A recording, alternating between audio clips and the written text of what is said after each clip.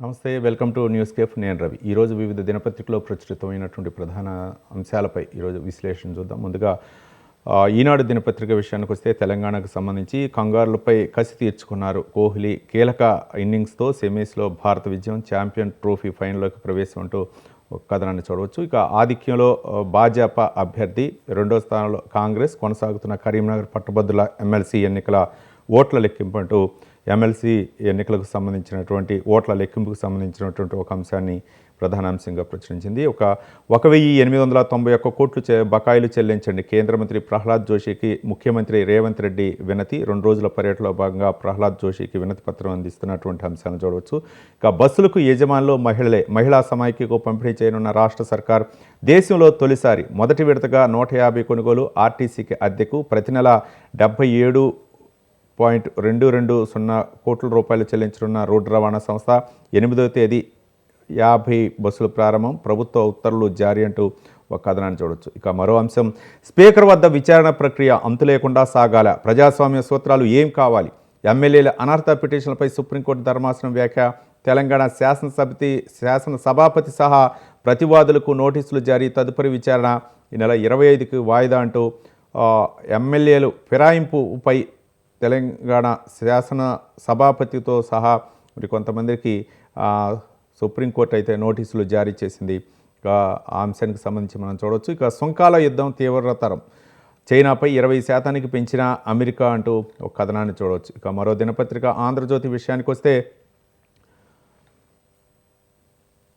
Bharat బద్ల champions trophy సెమీఫైనల్లో ఆస్ట్రేలియాపై రోహిత్ సేన ఘన విజయం. వరల్డ్ కప్ ఫైనల్లో ఎదురైన ఓటమికి ప్రతీకారం. కోహ్లీ మరోసారి మాస్టర్ చేజ్ రాణించిన అయ్యర్. రాహుల్ పాండ్యా బంతితో కంగారులను దెబ్బతీసిన షమి అంటూ ఒక కథనాన్ని చూడవచ్చు. ఇక పట్టభద్రుల ఎమ్మెల్సీ ఎన్నికలో బీజేపీ ముందంజ. 6 రౌండ్లో 6,931 ఓట్ల ఆధిక్యంలో అంజిరెడ్డి. కాంగ్రెస్ అభ్యర్థి నరేందర్ రెడ్డి గట్టి పోటీ ఇచ్చారు. ఇక 1,891 కోట్ల రూపాయలు చెల్లించినట్టు కేంద్ర మంత్రికి ప్రహ్లాద్ జోషికి తెలంగాణ సీఎం రేవంత్ రెడ్డి అలాగే ఉత్తమ్ కుమార్ రెడ్డి వినతి పత్రం సమర్పించినటువంటి అంశాలను చూడవచ్చు. ఇక వేలానికి 400 ఎకరాలు, అంతర్జాతీయ ప్రమాణాలతో మౌలిక వసతులు. గచ్చిబౌలిలో లేఅవుట్. 5 విడతల్లో వేలం. 30,000 కోట్ల ఆదాయమే లక్ష్యం. కన్సల్టెంట్ నుంచి ప్రతిపాదనలు కోరుతూ టీజీఐసీసీ ప్రకటన అంటూ ఒక కథనాన్ని మనం చూడవచ్చు. ఇక మరో దినపత్రిక సాక్షి. నిర్ణయం ఇంకెప్పుడు? స్పీకర్ కార్యాలయం ఆపరేషన్ సక్సెస్. పేషెంట్ డెడ్ తరహాలో వ్యవహరించొద్దు. బీఆర్ఎస్ ఎమ్మెల్యేల ఫిరాయింపు కేసులో సుప్రీంకోర్టు తీవ్ర వ్యాఖ్యలు. చట్టసభల గడువు ముగిసే వరకు నిర్ణయం తీసుకోకపోతే ఎలా? ఇలాగైతే ప్రజాస్వామ్యానికి అర్థం ఏముంటుంది?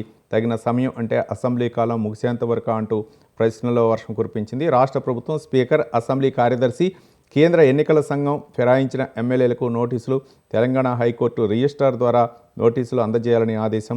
ఈ నెల 22లోగా వివరణ ఇవ్వాలని స్పష్టీకరణ అంటూ ఒక కథనాన్ని మనం చూడవచ్చు.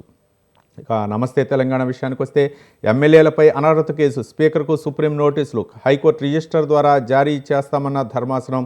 సముచిత సమయం అంటే అసెంబ్లీ ముగిసే వరకు అంటూ సుప్రీంకోర్టు వ్యాఖ్యానించినటువంటి వ్యాఖ్యల్ని ప్రధాన అంశాలుగా చూడవచ్చు. ఇక అడుగంటిన చెరువులు. 76% చెరువుల్లో 25% లోపే నీళ్లు అంటూ ఒక కథనాన్ని కూడా మనం చూడవచ్చు. మరో దినపత్రిక ఆంధ్రప్రదేశ్ విషయానికి వస్తే, ఈనాడు దినపత్రికల్లో మనం చూస్తే, ఓట్ల సునామీ. 2 ఎమ్మెల్సీ స్థానాల్లో భారీ మెజార్టీతో గెలుపు. ఆలపాటి రాజేంద్ర ప్రసాద్కు 82,320 ఓట్ల ఆధిక్యం. పేరాబత్తుల రాజశేఖరానికి 77,461 ఓట్ల మెజార్టీ. ఎన్డీఏ ప్రభుత్వంపై ప్రజల్లో చెక్కు చెదరని ఆదరణ అంటూ ఒక కథనాన్ని మనం చూడవచ్చు. ఇక ఉపాధ్యాయ పోస్టులో 70% మేము భర్తీ చేశాం. అమ్మకు వందనంపై త్వరలో మార్గదర్శకాలంటూ ఒక కథనాన్ని చూడవచ్చు. ఇక మరో దినపత్రిక ఆంధ్రజ్యోతి విషయానికి వస్తే, దొరికిన దొంగలు. ఉపగ్రహ చిత్రాల సాక్షిగా బయటపడ్డ ఇసుక దోపిడీ అంటూ కథనాన్ని చూడవచ్చు. ఇక రాజ్యసభకు నాగబాబు, మండలికి కాకుండా ఢిల్లీకి పంపాలని జనసేన ప్రతిపాదన అంటూ ఒక కథనాన్ని మనం చూడవచ్చు. వైసీపీ ఆటలు ఇక సాగనివ్వను అంటూ ఏపీ సీఎం చంద్రబాబు నాయుడు వ్యాఖ్యానించినటువంటి వ్యాఖ్యల్ని ప్రధానాంశాలుగా మనం చూడవచ్చు. ఇక మరో దినపత్రిక సాక్షి విషయానికి వస్తే, పోస్టులు 27,000, దాచినవి 11,000. ఒకవైపు నోటిఫికేషన్ లేదు, మరోవైపు దొంగ లెక్కలు. రాష్ట్రంలో టీచర్ పోస్టులు ఖాళీలు 27,409 అంటూ సాక్షి దినపత్రికలో ప్రధానంగా ప్రచురించారు. విచారణకు ఆదేశించండి. 17 మంది వీసీల రాజీనామాలపై విచారణకు ప్రతిపక్ష వైఎస్ఆర్సీపీ డిమాండ్ అంటూ ఒక కథనాన్ని మనం చూడవచ్చు.